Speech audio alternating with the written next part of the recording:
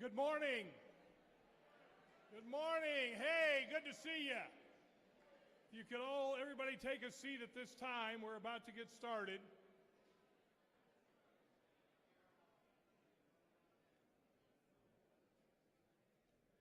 If everybody could please find a seat.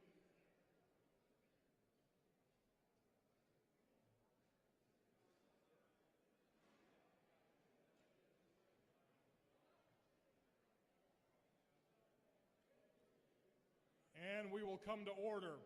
From News Radio 1150 KSAL, I'm Clark Sanders. I am also the chairman of the Republican Party in Saline County, and I would like to welcome you this morning to both Salina and Saline County for the third gubernatorial debate of 2018. At this time, will you please stand as I offer the invocation and remain standing for the Pledge of Allegiance. Let us be in order. Most gracious and wonderful God, we thank you that we live in a country where we are free to both hear and speak all political points of view. We ask your blessings on our proceedings here this morning, and that the debate be both spirited and respectful. In all that we do, may we do it for your glory. In Jesus' name we pray, amen. Please remain standing as I welcome to the stage the chairman of the State Republican Party, Kelly Arnold, who will lead us in our flag salute. Thank you. Please join me in the flag salute. I pledge allegiance to the flag of the United States of America and to the republic for which it stands, one nation, under God, indivisible, with liberty and justice for all. Thank you, Chairman Arnold. You may be seated.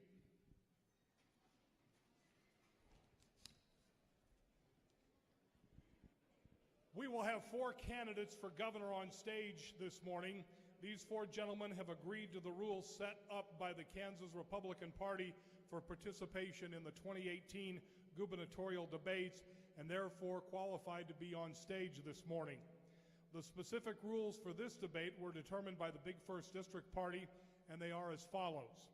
Each candidate will be allowed up to 2 minutes for an opening statement and up to 2 minutes for a closing statement. The order for the opening statements was determined by lot. The order of the closing statements will be the reverse order of the opening statements.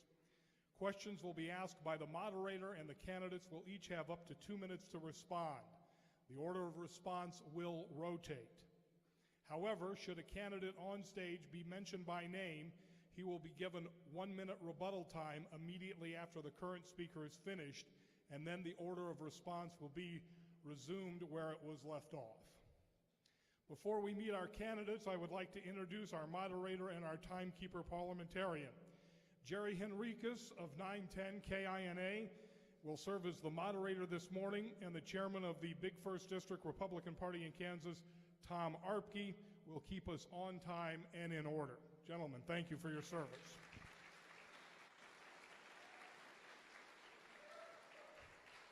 And now let's meet the stars of our debate this morning, 4 of the candidates for the Republican nomination to be governor of the state of Kansas. Entrepreneurial evangelist Patrick Kucera. Patrick Kucera.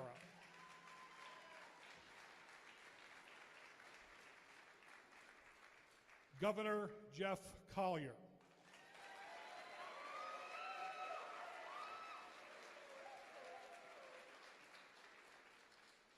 Secretary of State Kris Kobach.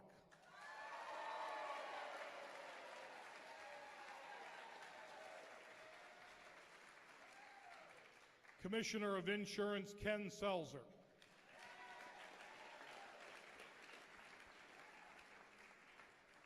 Candidates, you may be seated. We will begin with 2-minute opening statements as determined by drawing prior to the debate. The first opening statement will be given by PK, Patrick Kucera. Amen. Good morning. Good morning. Good to have you here today. Thank you so much. Feels good to be on the stage to represent the Republican Party and the conservative cause. Can we all at least applaud to that, the conservative cause? I am an entrepreneurial evangelist, and a lot of people ask what that is, and I simply say that is what God made me. I'm a born entrepreneur, and I'm an evangelist for Him, and I've taken the good news across the world really for my entire life. And I've done it in service, first to God, second to His people. And for those of you that may not have a religious faith or may be wondering or worried about that, I've done that in about every economic condition and to every race and creed across the globe. And the reason why that's important is because we live in a global economy. And if the governor of this state does not have a comprehensive, intimate knowledge of the relationships and key leaders across the globe, how is Kansas ever going to live and lead? That's the key. Not respond, but lead as a leader from the center of America. I believe we can do it. I don't believe it's being done right now. I believe past administrations on both sides of the aisle have been too internally focused, and the world's passing us by. And so with the help of God, the wisdom from His Word that I fully plan to express, because we live in the country of America, and we have free speech. And so with the help of God, the wisdom of His Word, I hope to bring sacred solutions that solve secular problems, to rebrand Kansas from a flyover state to a fly-to state. I'll have an opportunity to talk about how a revival of revenue is possible for this state, the great state of Kansas, for the families of Kansas, and most of all, I'm going to redefine the word revenue. That's what an entrepreneurial evangelist will do if you put PK into PICA. Thank you.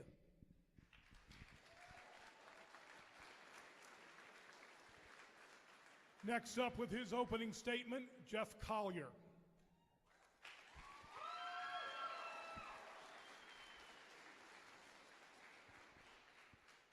Good morning. I want to thank the Republican Party and the Big First for putting on this debate.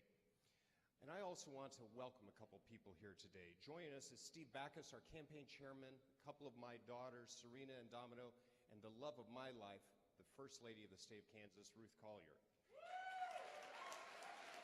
And I'd also like to point out, just behind her is a son of the 1st District like myself, the Lieutenant Governor, Tracy Mann. Now, there are two things that I want to talk about today. The first is fiscal conservatism. There's a number I want you to remember, $2 billion. That's billion with a B. That's how much money we save by reforming Medicaid and getting better outcomes. And with more than 20,000 new jobs here in Kansas in the last 12 months, our conservative principles are starting to work. The second thing I want to talk to you about is the right to life. Because of the pro-life policies I have supported, more than 17,000 Kansas children have been saved from an abortion in these last 7 years. The right to life is under attack in this state. And we need a governor who will stand strong and win for the unborn. That's why it's so troubling that not everyone on this stage has been reliably pro-life. I give you in his own words, after he had gone to Harvard and Yale and Oxford, and as a constitutional lawyer, the position of Kris Kobach, quote, "I support a woman's right to choose in most circumstances, period." That's a direct quote. And when he ran from the Kansas House, and Kansas for Life didn't endorse him, but afterwards he said, quote, "I am always pro-life. You need a governor who is pro-life and will always tell you the truth."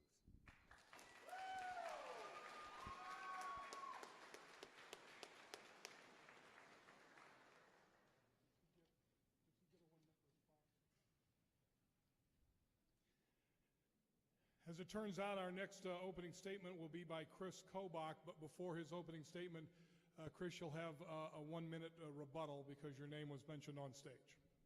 Kris Kobach. You can do that now or in the statement. You have 1 minute to rebut, and then your 2 minutes. Just combine it all together in 3 minutes? Just kidding. 3 minutes. Okay.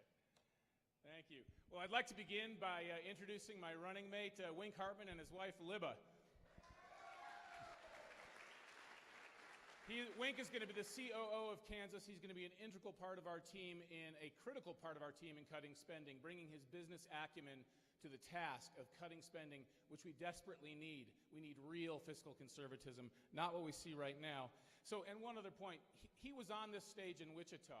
And in Wichita, he did a great job making clear that he too has a conservative vision for Kansas. You're getting two conservatives for the price of one with the Kobach-Hartman ticket, and we would appreciate your vote for a conservative vision.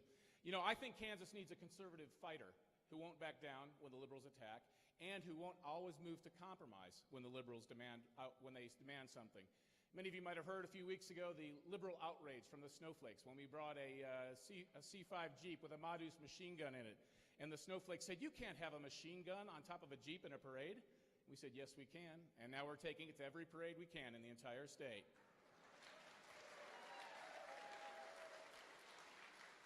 I didn't back down, I doubled down. And that's the approach I'm going to be taking as governor. You need someone who's not hiding under his desk.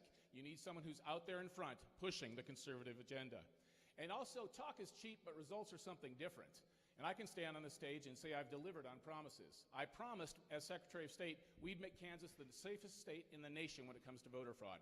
And I delivered on that promise. We are the #1 state. You ask any Secretary of State, I think they'd agree. Number two, I promised I'd bring photo ID to Kansas elections.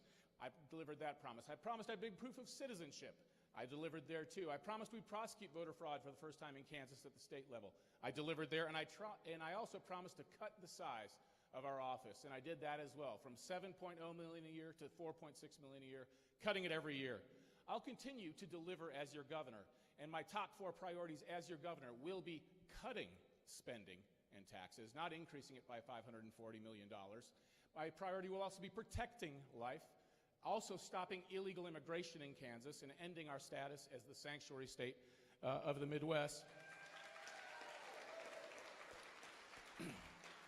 And ending the culture of corruption in Topeka. Tom, how much time do we have? 1.5 or a half? 30 total out of the 3? Okay. The governor made a statement. I don't know where he pulled that quote from. I have no idea where he got it, if it's accurate. But I'll tell you this. When I graduated from law school as a young man, I thought I was pro-life with exceptions. Meaning that, well, I was generally pro-life, but there might be some cases where it was okay. But then I had my first baby, and I saw the sonogram, and I saw little Lily's legs kicking in the womb after only a few weeks. And I realized there are no exceptions. A sonogram made me 100% pro-life. And I was endorsed by KFL this week, along with another candidate. And KFL knows that I am 100% pro-life. Don't believe the lies.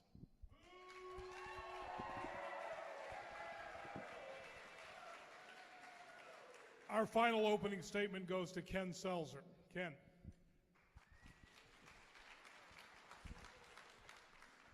Thank you, Clark, and thank you to the big first here. I truly, truly appreciate it. My name is Ken Selzer. I'm a CPA. I'm a conservative Republican. I want to introduce my wife, Deb. Deb, can you stand and wave? Deb has a master's in nursing. She is the glue that has kept our family together. She's a successful small businesswoman. She's got it all. I really appreciate it, Deb, and what you've done for our family. And while we're on family, I want to wave to my family who is at Disney World having a family reunion without me and Deb, so hi, family. And then I'd like to introduce Jen Sanderson. Jen is my lieutenant governor running mate. Jen, thank you for being on the ticket.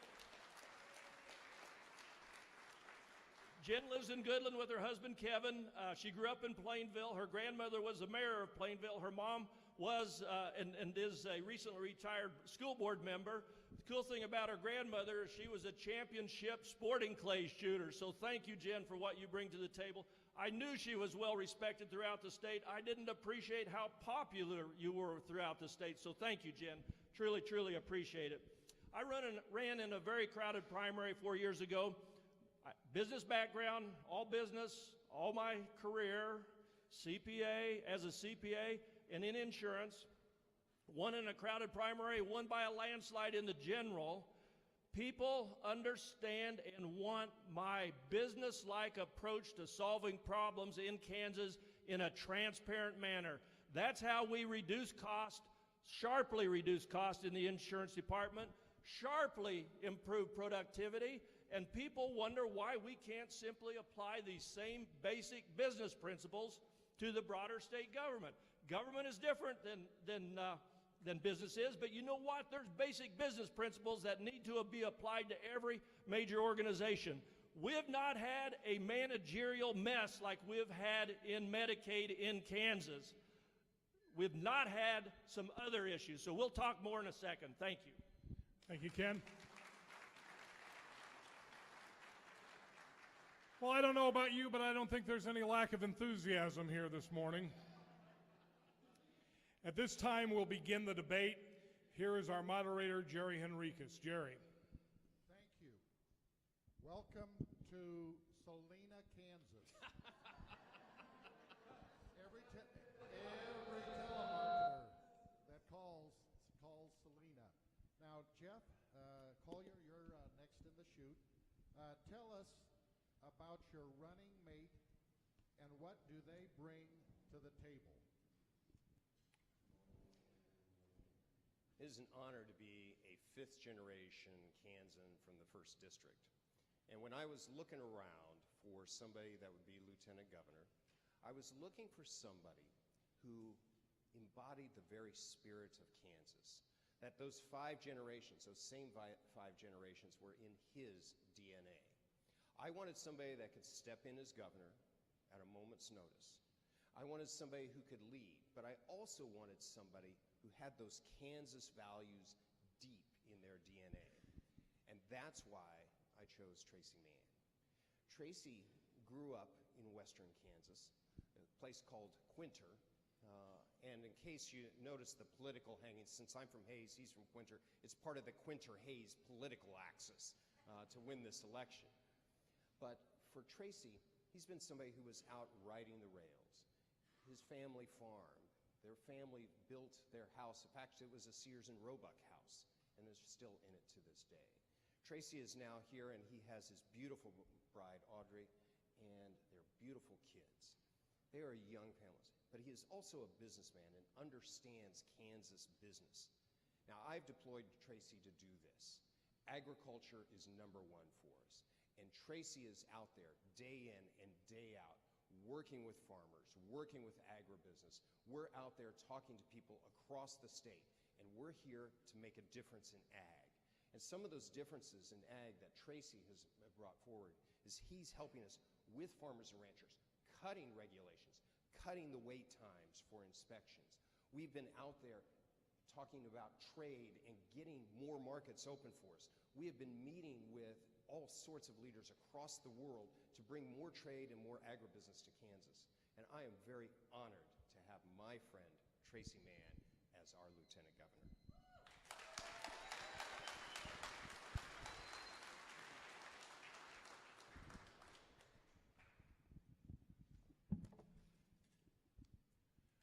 Well, on the road to governor, my first choice is certainly my best choice thus far, and that is having Wink Hartman as my running mate.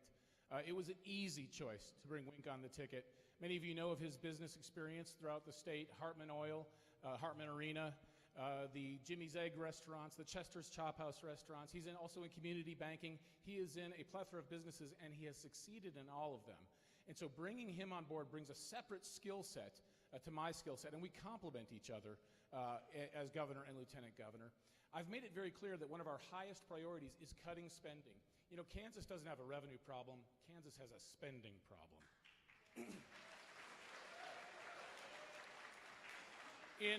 Right after the tax cuts went in effect in 2012, we should have been cutting spending under the previous administration, but instead, spending went up. In 2013, we set a new record of $6.1 billion in state general fund. Then in 2015, $6.2 billion, another record. And now this year, we're about to hit $7 billion in state general fund spending. You have got to have people who are serious about cutting. I did that in my office as Secretary of State. We're going to do the similar kind of things as governor and lieutenant governor. One of the things I did is as people were retiring, we then said, hey, let's see if we don't have to fill those positions as the baby boomers retire. But the second critical element will be Wink Hartman, because Wink is going to be the COO, and he's going to sit in on every agency for a month or 2 months beside the secretary, interviewing employees and saying, okay, where can we cut? Where is the fat in this agency? Which programs are not actually delivering anything for the taxpayers of Kansas? You've got to have somebody like that, and the lieutenant governor has never been utilized in this way. It is going to make a huge difference because he'll come in like an outside analyst and he will deliver specific instructions to the agency. And then the secretary of that agency will have to say, look, this is what Lieutenant Governor Hartman said we must do. Governor Kobach stands behind it, and as a result, we have to make these cuts. You will see a commitment to cutting spending, not what you see in the status quo.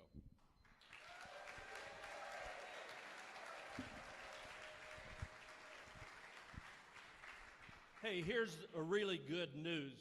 I don't have to delegate to my lieutenant governor ag. Ag is incredibly important. I've been over 50 Farm Bureau board meetings, KLA meetings.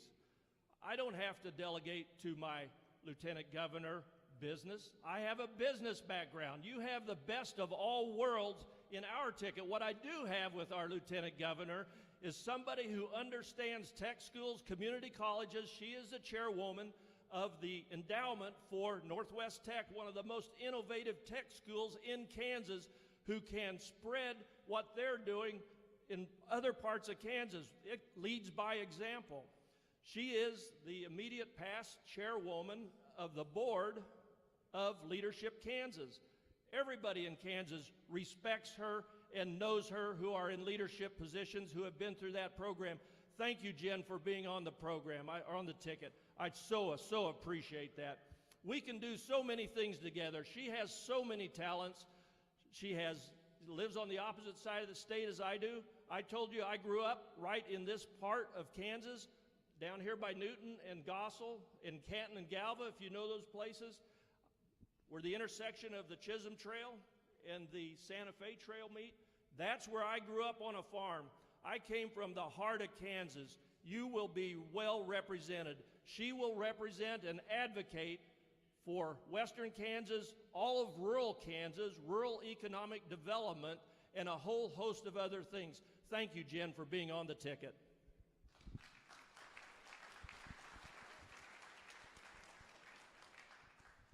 Well, I too am blessed, absolutely blessed, to have an incredible lieutenant governor. The beauty about my lieutenant governor, Patricia Wrights, is that, go ahead, give a hand for Patricia Wrights right there. Hello. An incredible woman that helped encourage me to take this step, to run for governor, and then followed those words up with encouragement, not just saying I would vote for you, but I will lead with you. And so I just want to say thank you. I wouldn't be standing here without your encouragement. That would be the first thing I would say. Secondly, I'm a visionary leader, and I think that's what Kansas needs.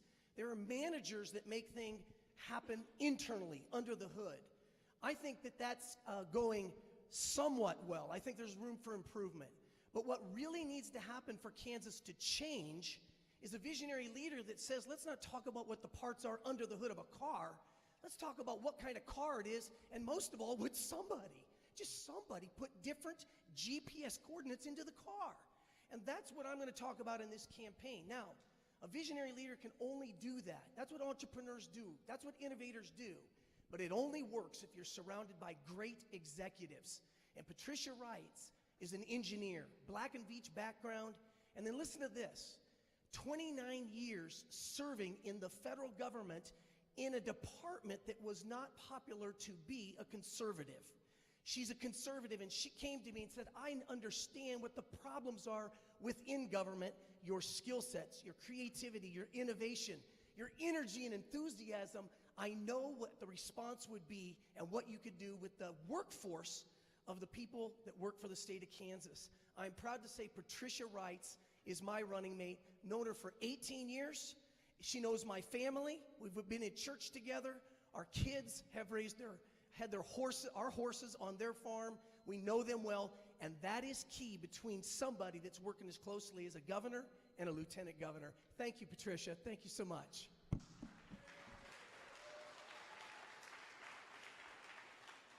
It is time for our second round of questions, and Kris Kobach will be in the rotation.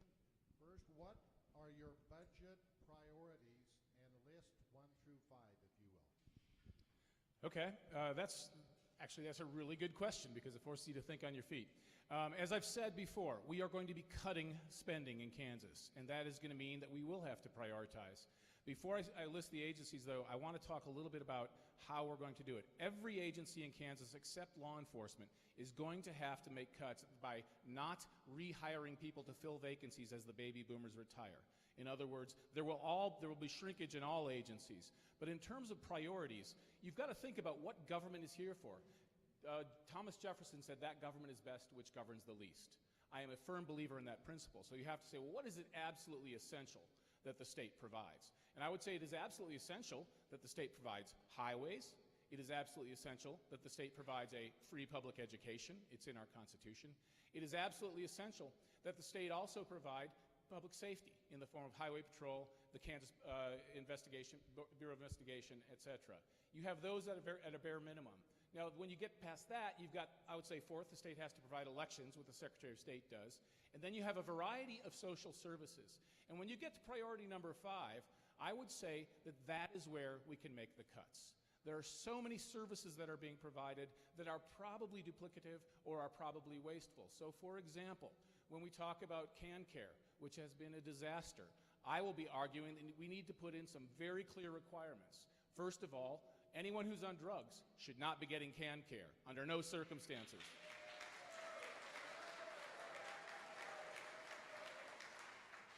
Secondly, anyone who's an illegal alien will not be getting CanCare under any circumstances. Thirdly, there will be work requirements. Now, let me tell you one other thing, and that is one of my first things I will do as governor is I will sign an executive order requiring all state agencies to use E-Verify to ensure that they are only hiring American citizens or people here legally, and all contractors will not spend $1 of Kansas taxpayer money paying the salary of someone who is illegally in this country.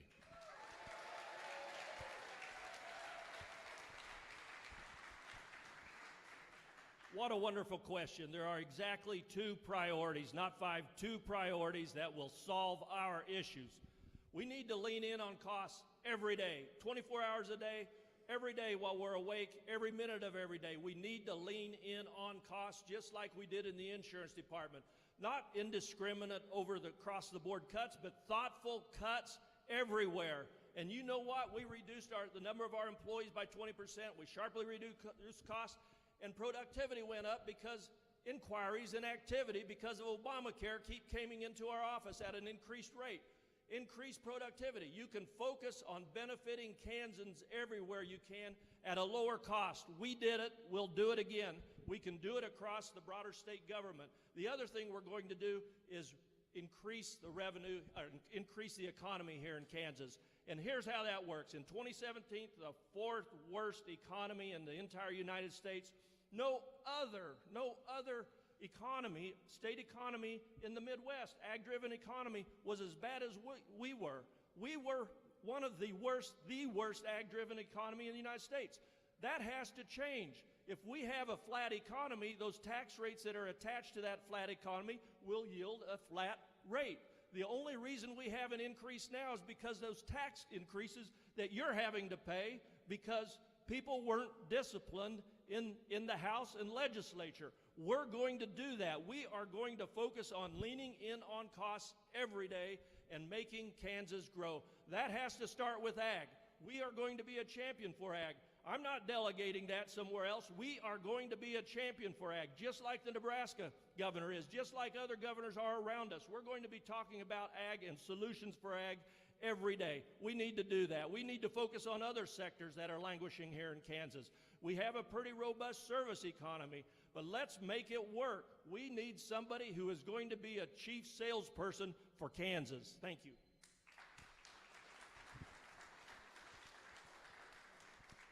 Well, thank you. A chief salesperson for Kansas. That's what I've done for years. That's exactly why I'm running. I'm an entrepreneurial evangelist. That's the whole point. That's the difference between me, a political outsider, and the others. So I love the way to transition into what an entrepreneurial evangelist is. And I've done that for the good Lord to spread the good news. And I've done it as a service to God and His people.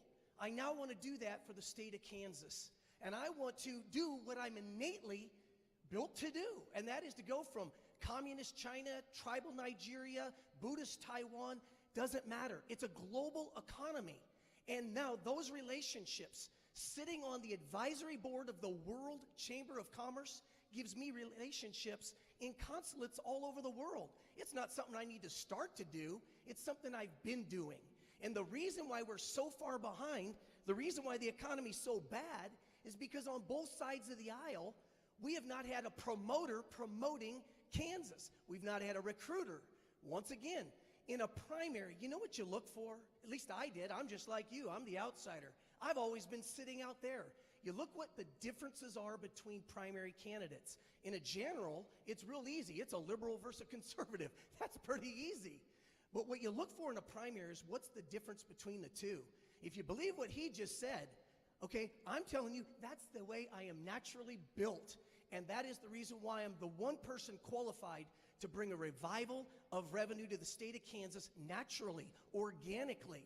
It's the reason why I know exactly how to bring a revival of revenue to families and farmers and everyone else just like you. As the debate goes on, you're going to understand that what that means as I unpack that. Wow, love it. Go business, go entrepreneur, go innovation, and go creativity. Go God.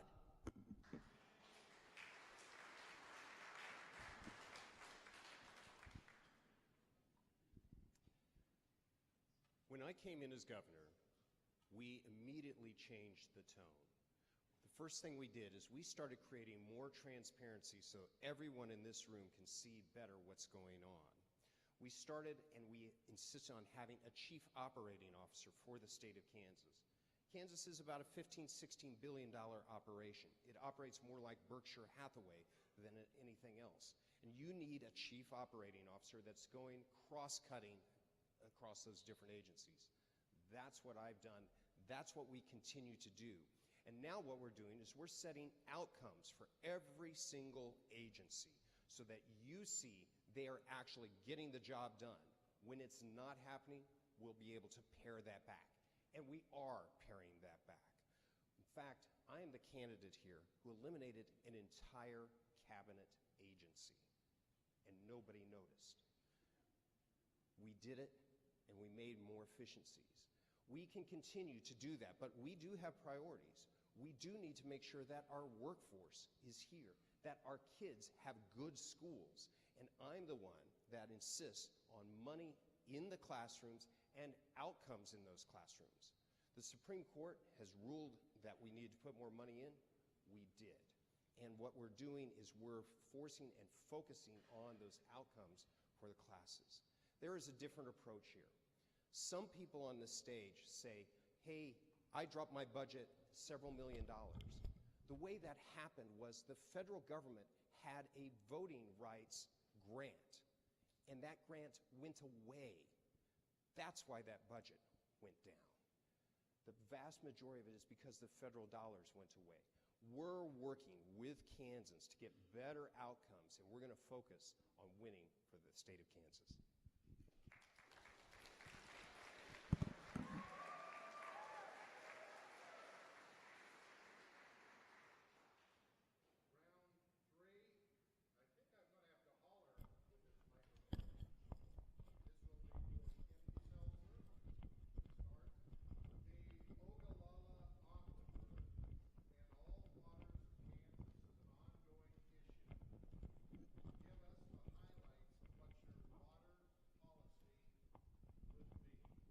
Water is critical here in Kansas. I actually grew up on a farm in central Kansas where that wasn't a high priority because we had plenty of rainfall for what we were doing and we didn't use subsurface water. But I want you to know we have surrounded ourselves with people who know water issues. And those water issues, as you know, are all over the board in terms of what the priorities are. Southwest Kansas is different than Northwest Kansas than it is from the central part of the western central part of the state, and different from the eastern part of the states. In Franklin counties and some of the other counties that are depending on reservoirs that are filling up, that has to be fixed. That has to be changed.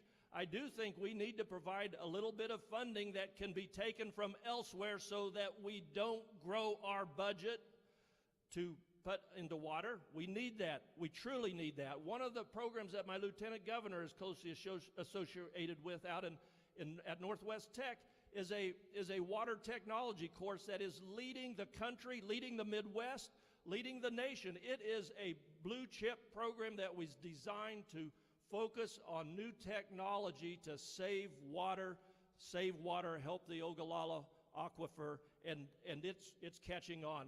And you know what? Those jobs are $50,000 and $60,000 jobs, and those kids are staying home when they graduate because they're needed in the local area, helping to stop and slow this incredible out-migration that we've had over the last couple years out of the state of Kansas that hasn't been addressed. We're going to look at water and deal with water appropriately, but it is issues all over the board. It will be a priority for us. Thank you.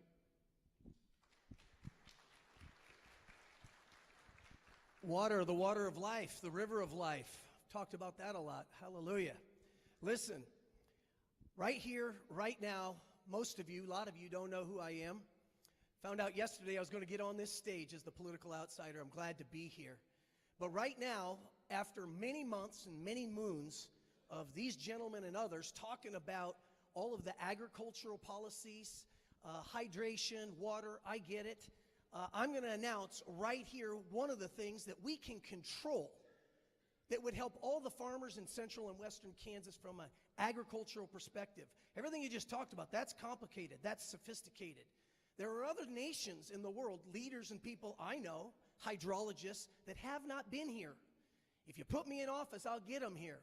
And we need to privatize and incentivize those people in the private sector in order to come help solve the problems. I am an entrepreneur, I'm an evangelist, and I am telling you there are ways and there are solutions that are happening around the world in countries and cities that have it worse than we do, and they're not here. And I'm going to get them here. So that'd be one answer. But there's an answer that we can control, and that simply is to introduce to the whole nation that if PK is put into PICA, I will lead an industrialization of hemp. I'm saying it right here, right now. It'll be the hemp revolution. We will lead Kansas, and this product, this agricultural reformation and revolution can happen right here in the state of Kansas.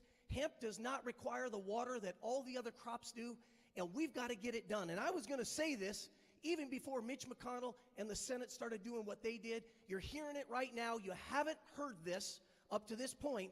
I'm not going to put my toe in the water. I'm not going to put a little toe in the water. I'll go straight to the White House, who I know the folks that are there, to get Kansas leading this industry, and it will help solve the hydration and the water problem. Other than that, pray God makes it rain.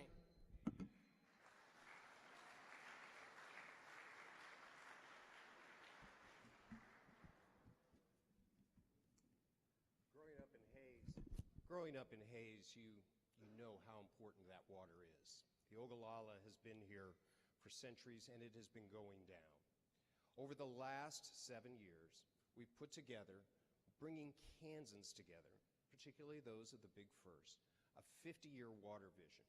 And in bringing Kansans together and working with them, we've actually had a couple of LEMAs that started to use water better. For around Hoxie, for example. They were actually able to reduce their water usage about 15 to 20%, and it didn't get rid of their income. Their incomes didn't drop. They were being more efficient. We were using more technology. And that's what I've been doing, is out working with people to do that, to bring those folks together, to bring that here to the state of Kansas. I've been visiting with the Israelis. I've been to Israel. I have brought in several experts from around the world that we are focusing on this. We're dealing with the problems, but there are a lot of answers. One of those is hemp. I'm very honored to be the person that signed the bill that starts industrial hemp in Kansas.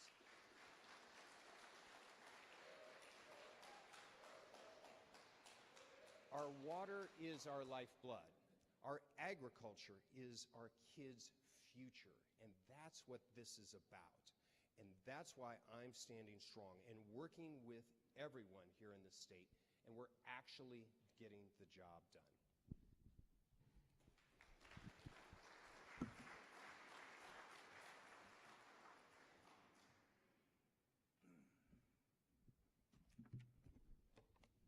Before I answer the ag question, a moment ago, Jeff took a swipe at me without mentioning me by name, so I'm going to respond, and then I'll address the ag question.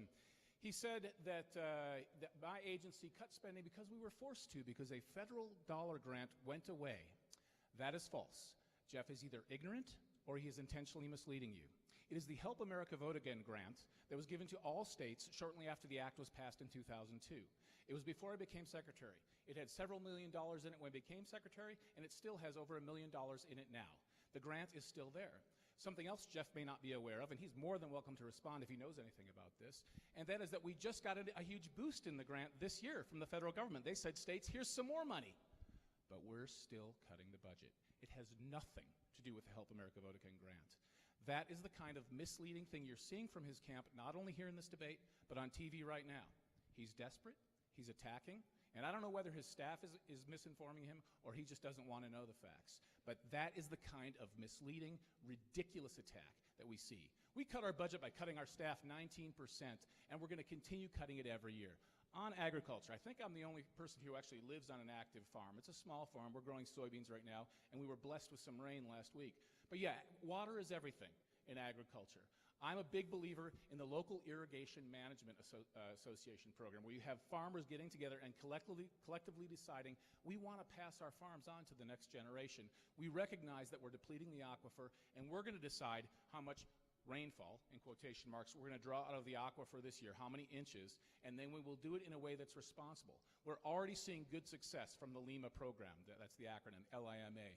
And I believe we need to expand the program, develop more LIMAs, so farmers who do recognize that it is important for the next generation and the generation after that, that we conserve our resources in water, just like my agency has been conserving its resources. When that federal grant was there, and it's still there, and now it's even bigger, I said, we're not going to deplete the federal grant just because the money is there to spend and we've had it in this bank account. We're going to take it out drip by drip by drip, and that's why we still have over $1 million, and now why we have millions more from the federal government. I'll take the same approach, but no matter what I do, I will not mislead you, and I will certainly never lie about any opponent. I believe that one should not bear false witness against one's neighbor.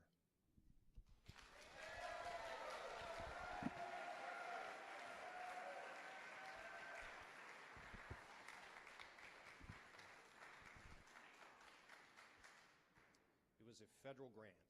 It's going away. It's going down. That's why that budget was decreasing.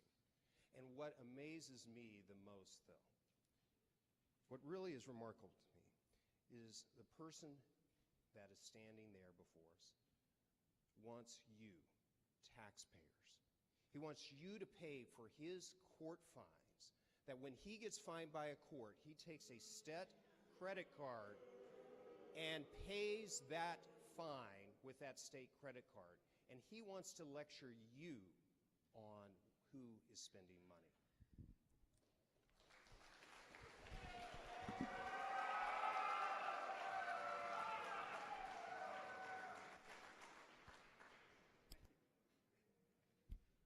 It's time for round 4. Now, that is a boxing term. Patrick Kucera, you'll be first. Over-regulation in general, and particularly with environmental issues, stymies economic growth across the board. What will you do to address this issue? Well, just everything in me. Ronald Reagan was right when he said government is the problem. I'm an entrepreneur. I'm an innovator. And the one area that I think can bring the country together, bring the state together to help the economy, is the one thing I actually see Democrats, independents, and Republicans all agree upon, is the answer to your question. You see, we can find video of every candidate at every level on all sides of the aisle saying that small business owners are the economic engine to our economy. How many of you have heard that, right? All sides of the aisles, all right? If that is true, then why do politicians do so little to help them and do so much to harm them? And the reason is because most politicians, they're not entrepreneurs. They're not real entrepreneurial. That's most. They're not real innovative. They haven't been in that situation. Many times they're lawmakers or they're politicians, and the political insiders do their packs and their deals. And so everything in me is about, yes, I think there needs to be good regulation to certain extents, but I think more and more and more of it needs to be privatized in this information age, in this technological age. We need to create public-private partnerships, start outsourcing more of the entrepreneurial, innovative world to reduce government and get productivity by incentivize the private sector. That's who I am. That's everything I'm about. You know, when you talk about the EPA, hey, I'm a God guy. I'm hunting. I'm fishing. I want to see God's environment protected. But I really believe that some of the greatest things that could actually do that are the innovators and the entrepreneurs that are fighting the inertia that government puts on them. And everything in this entrepreneurial evangelist screams, it just screams, get out of the way, government, and let the entrepreneur thrive and get more and more of the entrepreneurial mindset into government. Okay, that's where I'm at. Thanks.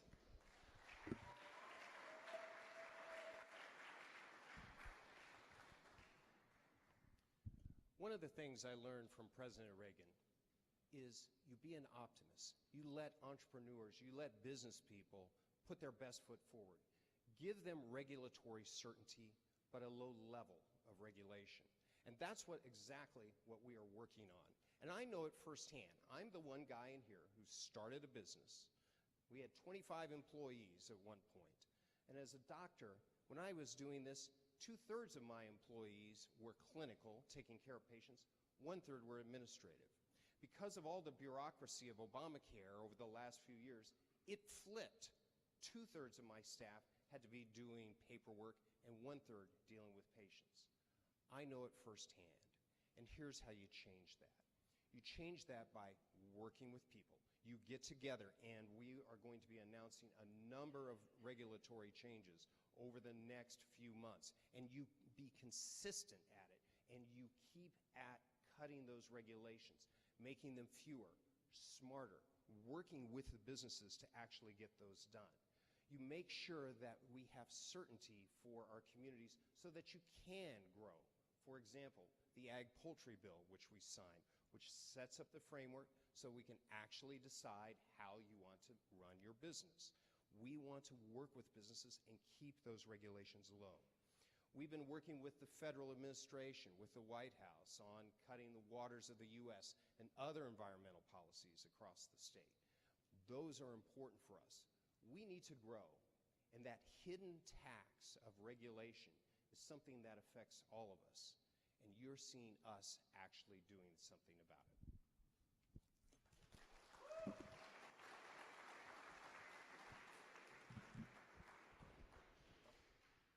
As many of you know, I have fought the federal government and its regulations directly in many times, many scenarios, in many ways as an attorney. And I can say that I'm probably the only person on this stage who's actually directly confronted the federal government with one of their most egregious environmental regulations.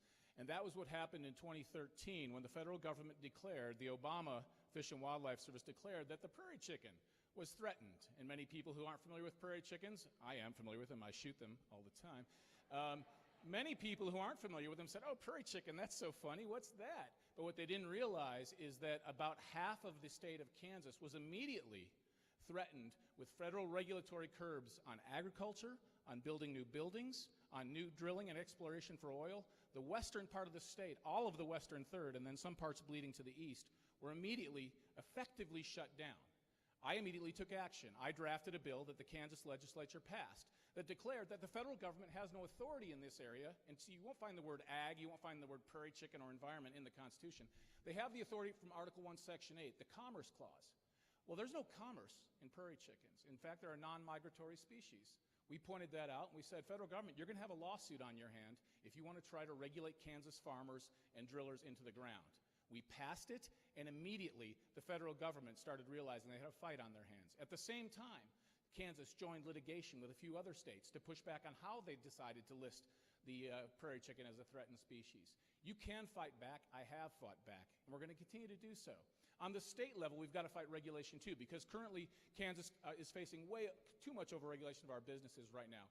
One of the proposals that I have floated is that you would say a businessman cannot or woman cannot be penalized for a regulation they had no idea even existed. There has to be meaningful notice so that people are aware, because that's one thing that's happening right now. People are getting hit with fines for not complying with regulations that they didn't even know existed. That's not fair. That kind of treatment of our businesses will end when I'm governor.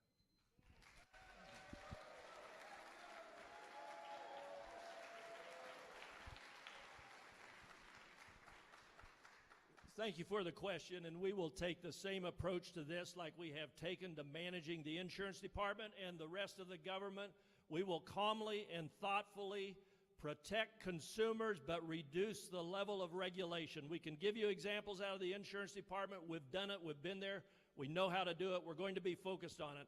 I want to share with you a bit of my ag committee. We appointed about 4 weeks ago a blue chip ag committee that is made up of ag-related people, ag businessmen, farmers, cattlemen, Farm Bureau people, all across the state. We've got a couple of them sitting here today, and I thank you for your support. But I can tell you that ag committee is front and center on the environmental part of it. They want to protect consumers. That is the reason we have regulation to begin with. But they want to be able to operate their business, and we will find a solution that makes sense for businesses. Guess why? So Kansas can grow. Kansas has to grow. Kansas will grow under my leadership. We will no longer be a laggard amongst all other states, even like we are now, even like we were last year. We have to grow, and some of that has to come from a level playing field that has reduced regulation, more thoughtful regulation that still protects the consumer. That's the reason it's there to begin with. But we have to make changes and be more thoughtful about it. We can't be playing in government this gotcha mentality that you do your thing, we come in and then fine you for something. We have to do it up front and work with you up front. Here's what can work so you know how to run your business and make it work. Thank you.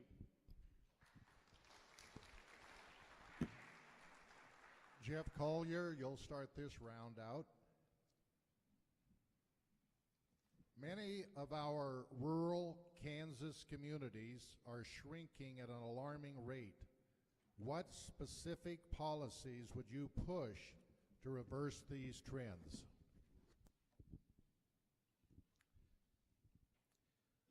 To me, the best sign of success for us over the next few years is that our kids see their future in the state of Kansas.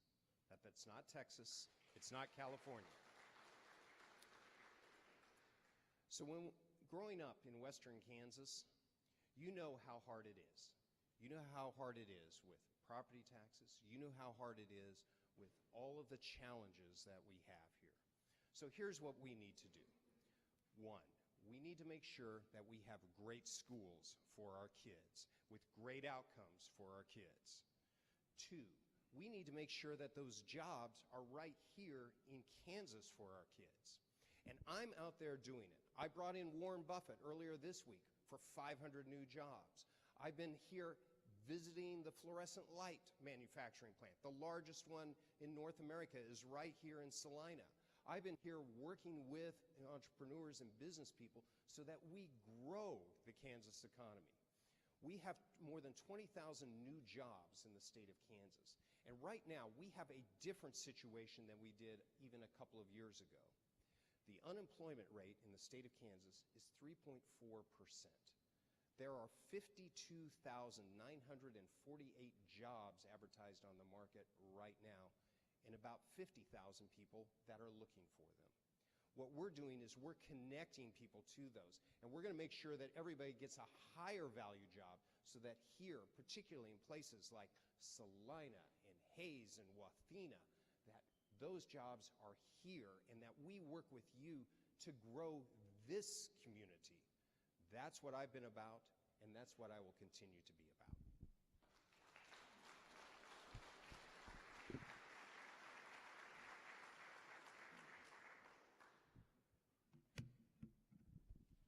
Before I answer that question, I want to give you some specific facts and figures that I found. The question was about that federal grant earlier. It's not just $1 million in the grant that we have. We have $3 million in our federal grant right now, and an additional $4.4 million coming in from the federal government this year. That is not an empty bucket of money. It has nothing to do with the cost cutting that I have been doing in my agency. I will rebut every lie presented today. With regard to agricultural communities and the depletion of population, hey, look, I've seen it and I've been studying this, and we have got a serious problem. But I believe that you have many people who would like to stay on the farm, and outside of agriculture, they would like to stay in agricultural towns or across the western and central Kansas. But they find that the business opportunities just aren't there. And one of the reasons that some of the opportunities aren't there is that we have become the high-tax state in the 5-state area. If you look at property, income, and sales taxes combined, we are far and away the high-tax state. The only one that comes close to us is Nebraska. During that brief period from 2012 to 2015, we were in the middle, and the only states that were better than us were Oklahoma and Colorado. Yeah, that's right. Purple pot-smoking Colorado has a better tax environment than Kansas does. It is a problem. We have to cut taxes. We have to end the government spending addiction.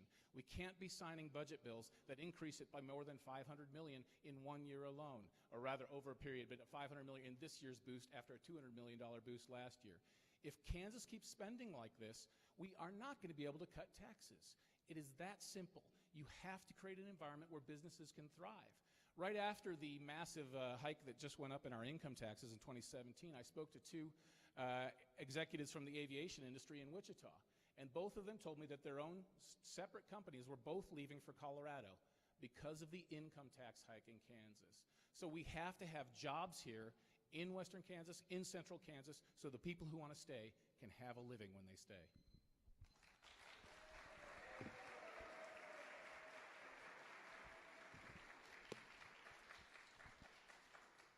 Outmigration in Kansas is a huge problem, and it's getting worse. It's not slowing down at a time when we desperately need people to fill jobs. 50,000 open jobs, they need to be filled, and people are moving elsewhere. So let's talk about what we can do. What can the governor do? First of all, pay attention to it. We haven't been paying attention to it. We've been focused on bringing in new companies when we ought to be focused on keeping our people here so companies can grow that are here. They can fill jobs. We have a desperate stranglehold on growth here in Kansas because of the outmigration issue. We will focus on it. I mentioned earlier Jen Sanderson, my running mate, who is focused on doing things with the Tech College in Northwest Kansas that keep the kids at home. Here's another interesting story. So I talked to a number of school district superintendents to see how we can solve some of these issues coming out of our schools. One of the conversations, several of the conversations were with school superintendents who saw themselves as the economic driver, the primary economic driver in that local community. And here's how it works. We now have the opportunity in our high schools to give technical degrees, to give certificates.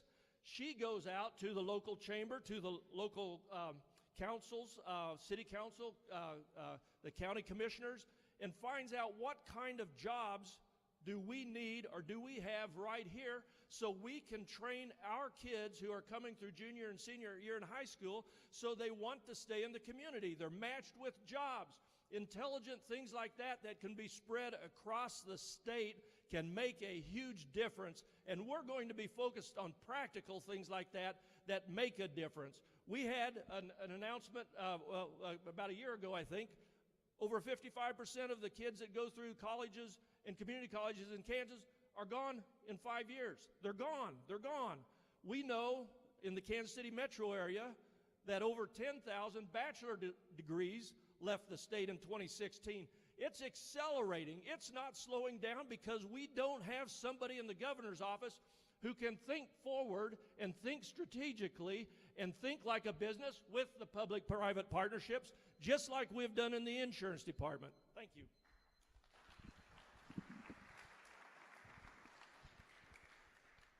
My God, it is a gift from him to follow him. I can't agree more. Having a businessman hand the mic to an entrepreneurial evangelist, what a gift.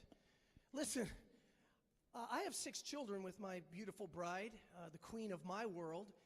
We have children, 26, 24, 22, 2020, and 18. 6 children under 8 years old. And I want to keep them in Kansas. We lead the nation in the millennials leaving our state. Okay? This is a classic example of what you're going to hear from me that's different from them. And it's simply, that's managing the state. I want to change the state. It is a huge claim to say I want to take us from a flyover state to a fly-to state. That's not a platitude. I'm serious about that. I'm not talking about a platitude of leading a revival of revenue for the state and for the people of Kansas as a platitude. I've spent 2 years saying, if God and his people of Kansas would put me in Topeka, what would I do as a CEO over all the resources of Kansas? I'm not the last one in the race. Check the records of the men on stage. I was the first one in. I've just been quiet because I knew that if I came out early as the outsider, without everybody knowing me, that the bigger platforms, with the bigger parties, with the deeper pockets, they would take the things that I'm going to talk to you about here today and in this next month and use it to their advantage. So here's what I'm saying in the last minute of this question. In order for us to keep our kids here, we need to create an environment that makes them not want to leave. And to go from a flyover state to a fly-to state begins with Kansas building an airport on our side of the state line instead of going to that pole barn of an airport, they call it in Missouri. It is not good for Kansas, and in the time that's coming, I'm going to tell you why. Others have tried. I want to get it done. Then we're going to do the hemp revolution to create thousands of new products that have to go through a multimodal hub. I'll be talking about that here in the coming minutes.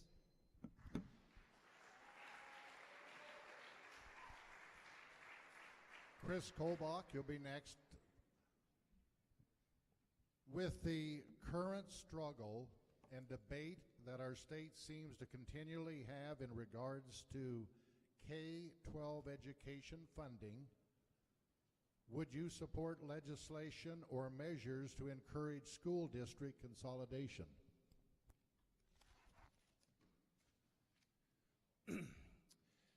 The direct answer to the question is no, not consolidation of districts, but rather consolidation of services.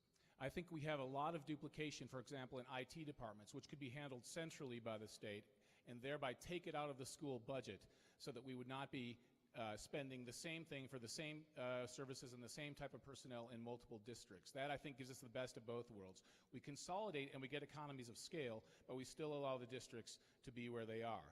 That is one way to do it. I've also said very clearly in my my K-12 education plan is that we are going to have a hard and fast requirement that 75 cents out of every dollar will be spent in the classroom. That has got to happen.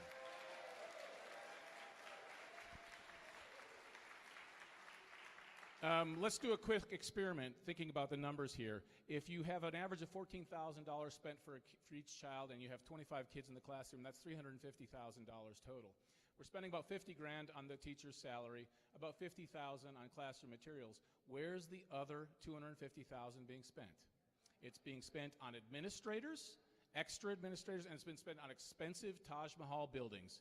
If you haven't seen them here, I invite you to go to somewhere like Johnson County or Wichita, where you will see high schools that look like junior colleges. You will see administrative buildings that look like Fortune 500 companies. There's one in Shawnee Mission. People call it the Crystal Palace. I think it was $23 million. It looks like a corporate headquarters. I have no idea what those people are doing in there. They're probably on their phones playing games. But the point is, we have been expanding the number of administrators while not spending the money in the classroom. I will make sure that we impose a hard 75 cents of every dollar in the classroom. We don't need to have this plethora of administrators expanding. We've been, over the past 20 years, I'll try to remember the numbers exactly. I think the number of teachers in the state has increased 16%. The number of administrators, 38%. That says it all right there. You don't make someone smarter by putting them in a nicer, new, super fancy building. You don't make someone smarter by having a 12th assistant principal when the first assistant principal didn't have a full job to do. That's how we approach education.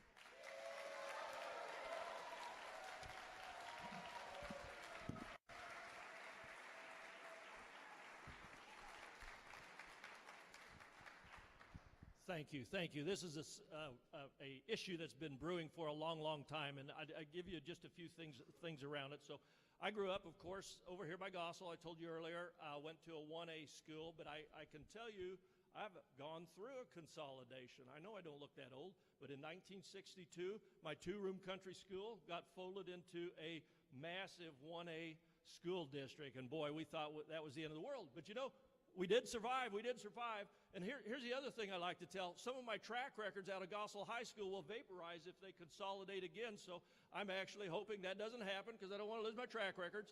But being serious about all of that, it can happen naturally, and it is happening naturally around the states where there's real pressure,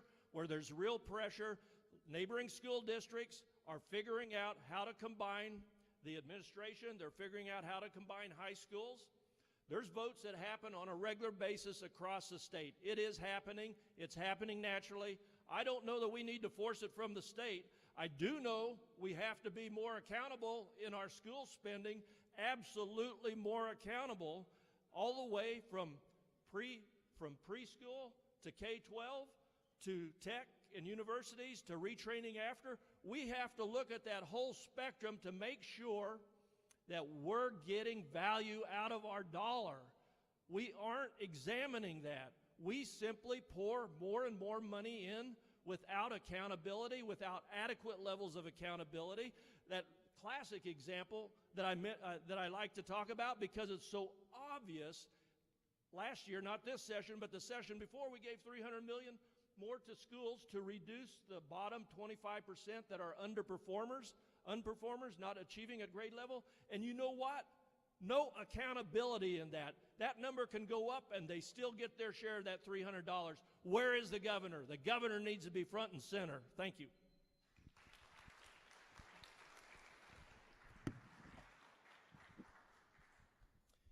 So, I love the gentlemen on the stage here. I've actually voted for a couple of them just like you. And for the most part, we're all conservatives, and almost everything they said I don't really disagree with. I mean, phenomenal. They know it better than I do. But I want to ask a different question. New concept, right? I want to be externally focused, and you didn't hear it. They had every chance. I'm going last. I want to introduce something called entrepreneurial education. You see, the gap between the byproduct of grade school, junior high school, and college, and what CEOs in the business world are really wanting, it's expanding.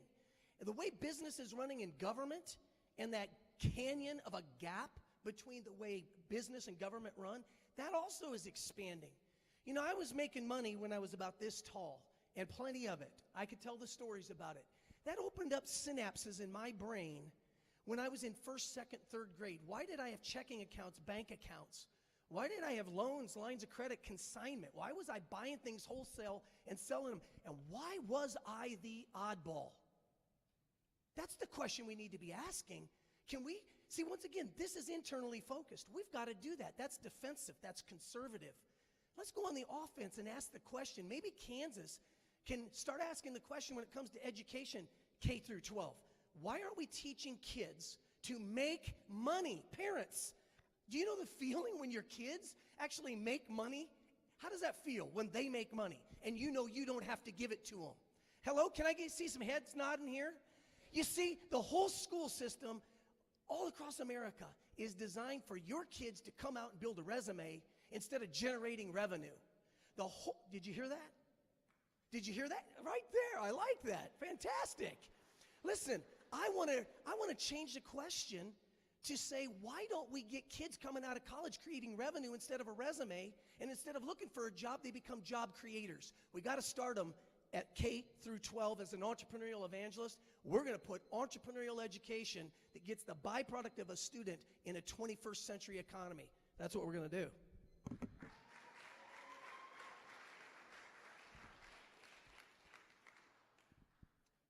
I support public education, and I would not consolidate schools.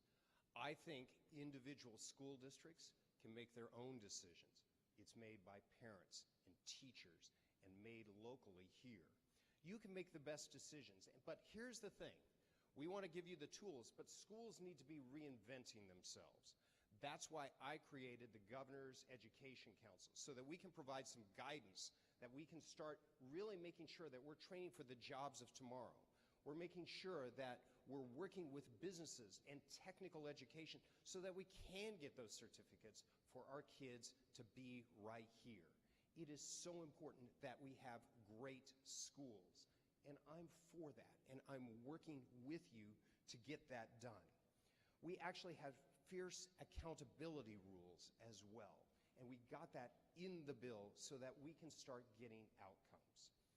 Now, we put $535 million into K-12 education. It's going to be stair-stepped in over the next 5 years, about $100 million a year.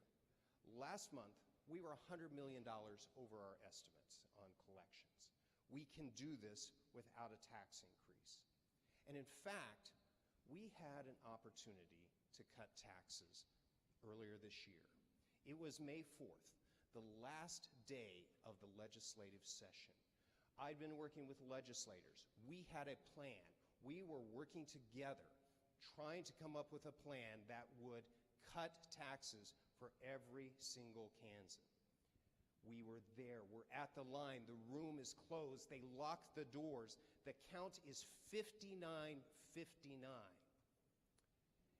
And your campaign manager was out on a campaign event. We needed that vote. I would have told him, do your job in Topeka.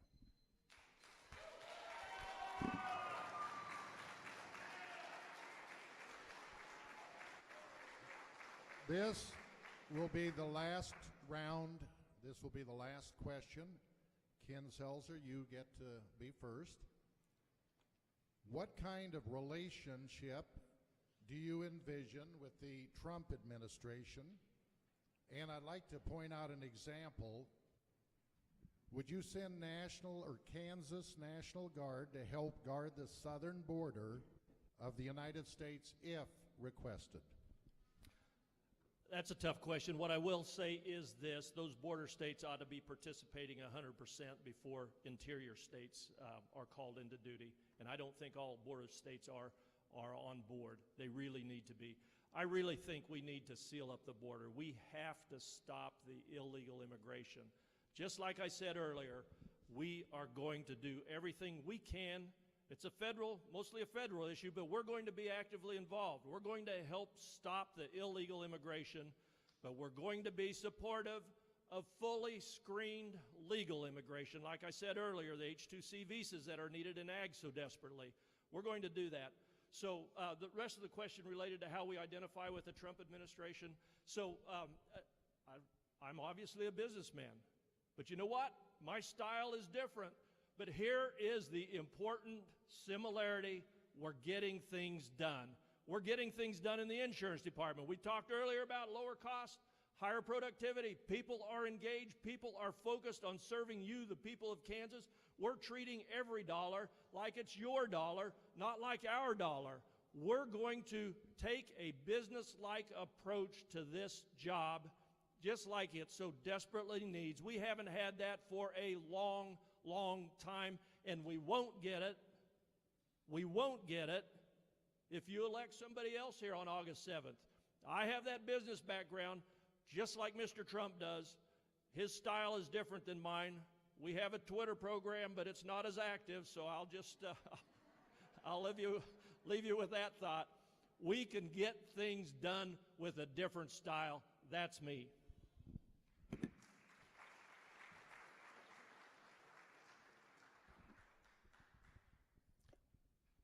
I love Donald Trump. And I'm going to make a bold statement right here, right now. I believe history will show that Donald Trump was the greatest, if not one of the greatest presidents in the history of the United States of America. That's what I believe. And I'll tell you why. Because he's an entrepreneurial evangelist. Because he's an innovator. Because he's creative. And because he doesn't give a doggone about the good old boy network in Washington. And neither do I. I'm going to have to go to Topeka and wrestle those rascals. And I promise you, I'm not here today to answer your questions. I'm going to say that again with all due respect, sir. He's not listening. I really believe this, and I don't know if you do, but I believe the intelligence of a person is not really to be judged by the answers that they give. If that's the case, they might have no more intelligence than me. They're brilliant. I believe intelligence should be judged and determined by the questions we ask. If you want questions to answers, they might be a better candidate. I'm a political outsider. I'm not your typical candidate. If you elect me, I'm going to Topeka to start asking questions that aren't even asked, to give vision and ideas that aren't even on the radar screen. I want to get planes landing in Kansas, and it will be the spark to a revival of revenue. I want to build a multimodal hub called state-of-the-art. Air, rail, trucks, and transportation will be unlike anything seen in the world, and we can do it because we can leverage I-35, I-70 intersection and be the envy of the world.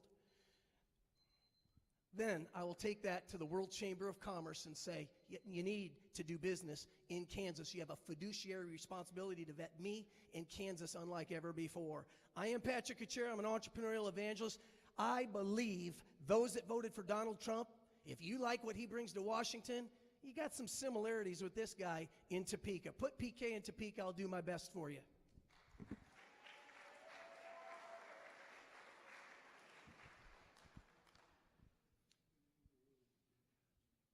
I support President Trump. And he's been telling the world, he's been doing a great job telling the world that America will not allow illegal immigration. And as governor, one of the things I have to do, and I have done, is I have to send our Kansas Guardsmen to wherever they are needed. The federal government, the Department of Defense, requested 800 Kansas Guardmen, many of them from this community, to go to the Middle East, and they are deployed there now, and I hope all of you will have a prayer for them every night for this next year as they're serving us in Syria. And I'm also very willing to send them to the border of Mexico. If the president wants it, of course we're going to do it. And in fact, Kansas, a few years ago, actually sent Kansas Guardmen to help build a wall along the Mexican border. We're Kansans. We're the heart of America. We believe in this place.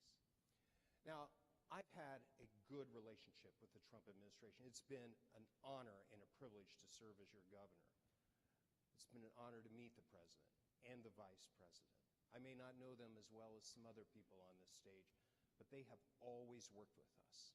And they have worked with us to start changing and doing things here in Kansas. For example, the Secretary of Agriculture, Sonny Perdue, is out here in Kansas, visiting NBAF, seeing what we're doing in agriculture, working with us on additional grants. Elaine Chow, the Department of Transportation, designating Salina area for a UAS testing area so that we can grow the economy right here. I've been working with people up and down the administration. We are Republicans, and you know what? One of the most fun that I've really had is nominating Donald Trump for the Nobel Prize.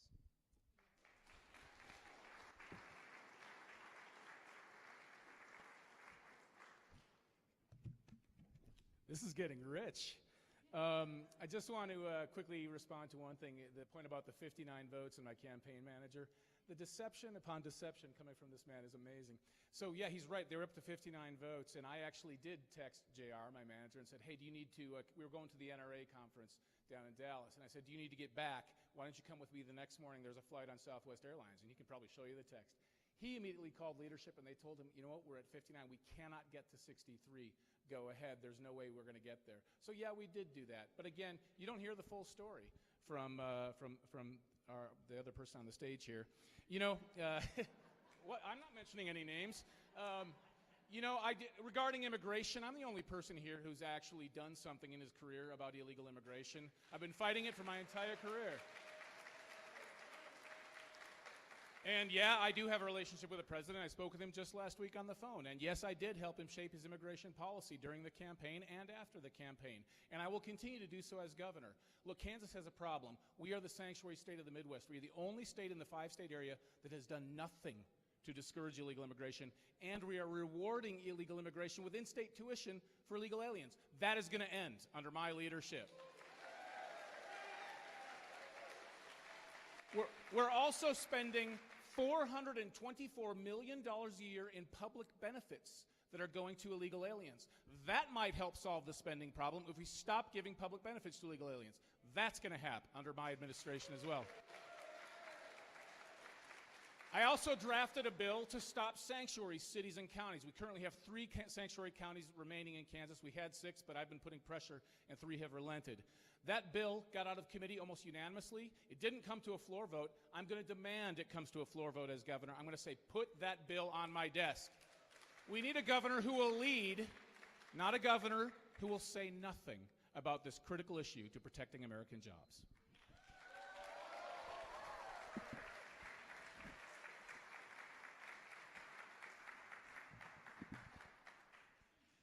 At this time, we'll begin our closing statements. Closing statements will be made in reverse order from the opening statements. So first up, Ken Selzer. Thank you, Clark. It's an honor to be here, and I can tell you, you wouldn't believe how much fun it is to be part of a gubernatorial debate. You believe that? Especially like today. But I tell you, we can get issues out here on the table, and we are, and I just appreciate your support.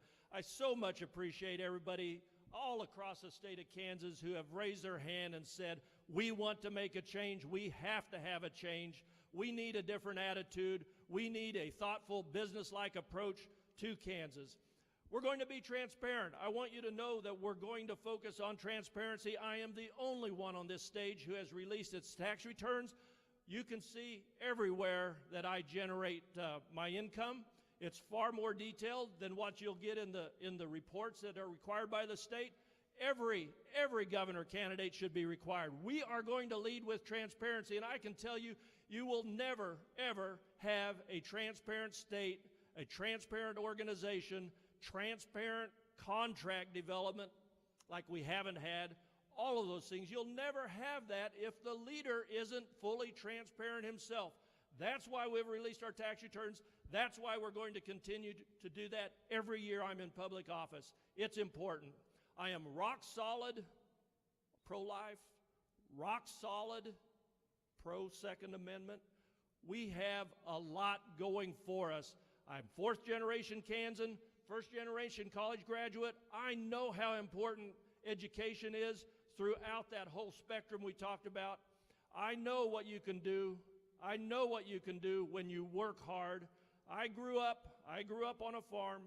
I have deep, deep traditional Kansas values that you will identify with. I've conducted my whole life in that manner. I've conducted my work in the insurance department in that manner. We are going to lean in on costs every day, and we're going to make Kansas grow. Remember, KS for KS, Ken Selzer for Kansas. I need your vote.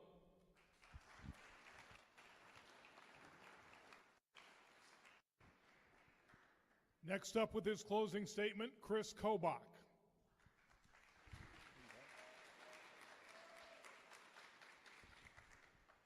I think everybody in this room knows we're in a period of more combative politics in America, both in Washington and in Topeka. The left is fighting hard, and we need someone in the governor's office who will fight back, who has experienced fighting, and who doesn't back down. I think it's fair to say that I'm that person. But if you want a Republican governor who will maintain the status quo, will not rock the boat, will not threaten the establishment, then I would say that you have plenty of other choices on this stage, and you should not vote for me, because I will disappoint you.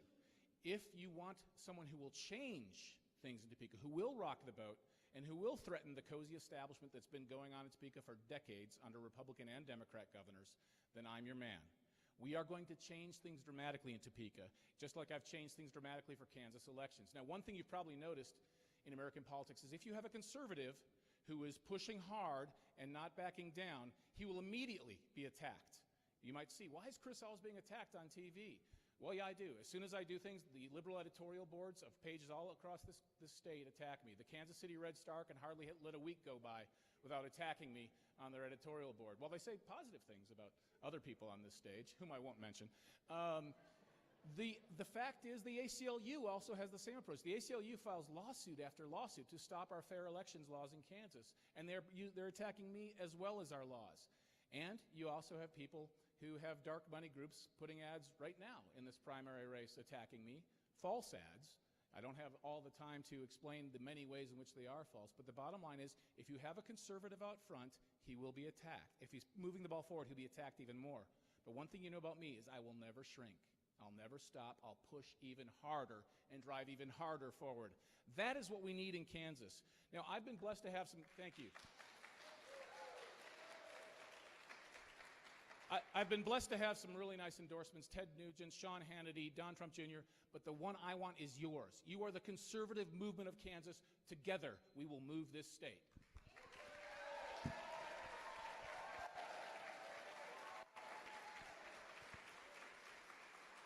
The next closing statement will be made by Jeff Colyer.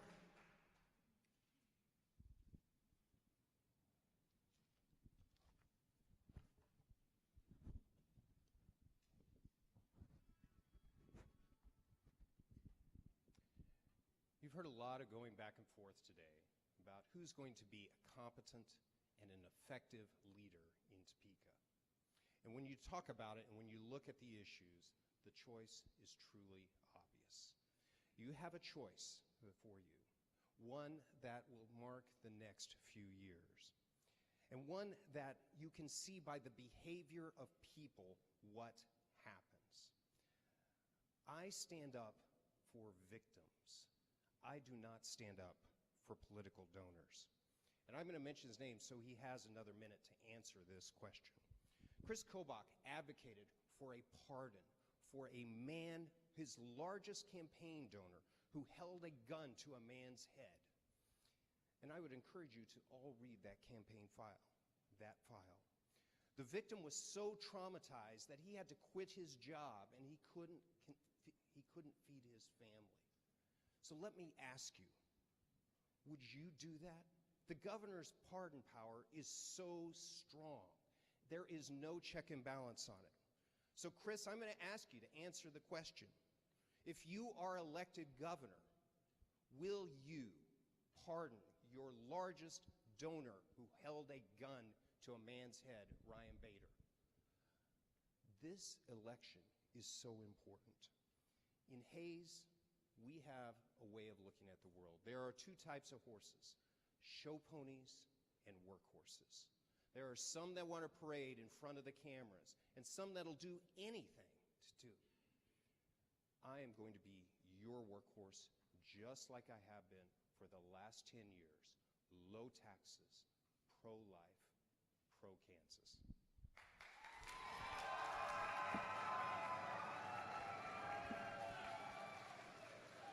At this time, Kris Kobach will have a 1-minute rebuttal.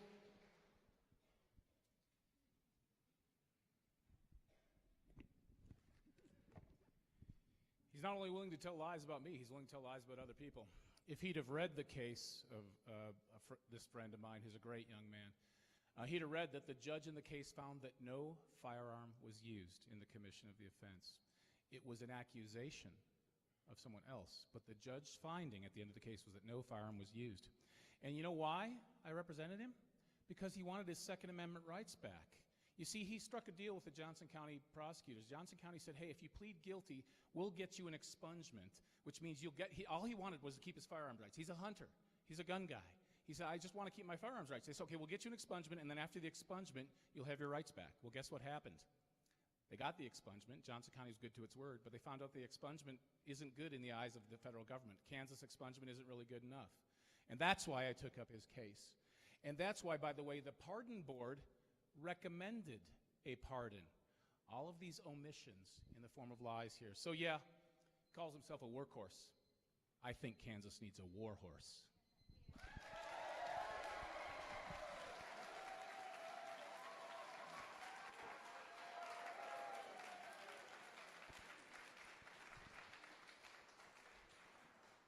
Now, you're not planning on mentioning anybody by name, are you? You can if you want. Our final closing statement, we think, is going to go to PK Patrick Kucera.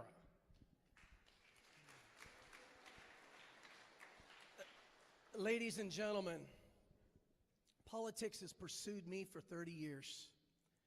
There's not a place I've gone all over the world where leaders haven't seen the gifts God's given me and said, my God, would you consider running for public office? And I have said no. I want nothing to do with politics. You just saw the display of exactly why I didn't even want to associate my name with politics. In their closing statements, this is what we get. This is why we are up here. Closing statements to Kansans like you that are taking your time on a Saturday morning. We got to talk about that in the closing statement. I apologize. I apologize for that. That is wrong. And if you listen to that and if you vote for that and you put that in Topeka, Topeka will give you the same thing it's given you. I'm a Canadian fishing guide, and nothing I hate worse is to see all that fishing line all tangled up into a ball of yarn. That's what you get. This is why, folks, this is sad. Our state is in trouble. You can't listen to the minute little details of the internal focus of what's under the hood. That is not what leaders that challenge conventional wisdom do. What did Donald Trump do? He went into Washington and he just bypasses all of that. We could do that all day long. I'm a pastor. I love God, I love his people, and as such, I've become an expert of people's pain and their problems. And I'm going to tell you something right now. If we don't do something to leverage I-35, I-70, start getting some planes to land in Kansas, launch a hemp revolution, change the educational system, and be an attractant to the global economy that's out there, if they hear this debate and hear that going back and forth, they ain't coming. And that largest tax decrease that then got the largest tax increase was the most inept thing ever to do for the brand of Kansas. If you want the brand of Kansas to change, put an entrepreneurial evangelist in Topeka. I hope to talk to you out here a little bit more. God bless you all, and most of all, may you be a blessing to God.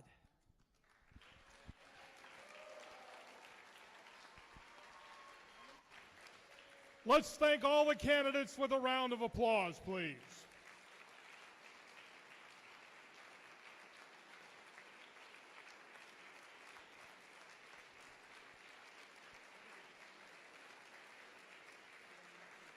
Now, before I dismiss you this morning, I would like to thank some people and organizations who have helped out with the debate today. Saline County office holders Jim Du Bois, Jamie Allen, Roger Solden, and Rebecca Seaman. Saline County Republican officers Brenda Smith, Vicki Nichols, Judy Plankenhorn. 1st District Vice Chair Celia Beamer, State Chairman Kelly Arnold, State Party Executive Director Jim Joyce, and these organizations for helping out. Salina Innovation Foundation, the Scratch Kitchen, and by the way, we have 10 meal tickets left. If you need a meal ticket, get them in the front lobby. We have 10 left. And also Access TV. My apologies to anybody I may have left out. I can assure you it was inadvertent. The last thing on the agenda is to remind you to get out and vote in this year's primary election. Advanced balloting begins on Wednesday, July the 18th. And primary election day is Tuesday, August 7th, when the polls will be open from 7 a.m. to 7 p.m. Thank you for joining us this morning. Enjoy the rest of your day. We are adjourned.